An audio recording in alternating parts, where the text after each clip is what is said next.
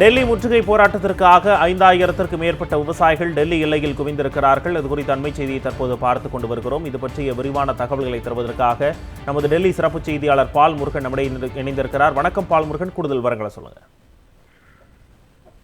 அதாவது உத்தரப்பிரதேச மாநிலத்தை சேர்ந்துள்ள 20 மாவட்டங்களை சேர்ந்த விவசாயிகள் சுமார் 5000 பேர் தற்போது டெல்லி உத்தரப்பிரதேச எல்லையான நொய்டா பகுதியில் வந்து குவிந்திருக்கிறார்கள். நேற்றைய தினம் டெல்லியின் முற்றுகை போராட்டத்திற்காக உத்தரப்பிரதேச மாநிலத்தின் பல பகுதிகளில் இருந்து விவசாயிகள் டெல்லி நோக்கி வந்தனர்.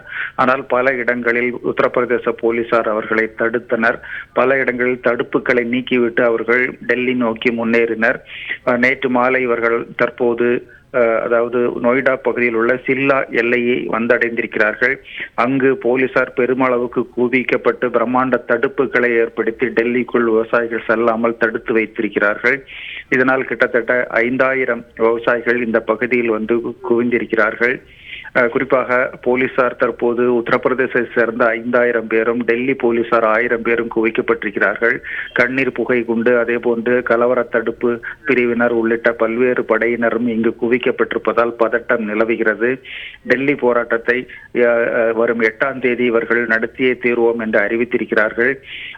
பஞ்சாப், ஹரியானா மாநிலங்களிலிருந்து 6ஆம் தேதி விவசாயிகள் அங்கிருந்து புறப்படுகிறார்கள். இவர்கள் இந்த நொய்டா எல்லை வந்தடைந்தவுடன் அனைவரும் உங்களுடைய அண்மை தகவலுக்கு நன்றி பால் முருகன்.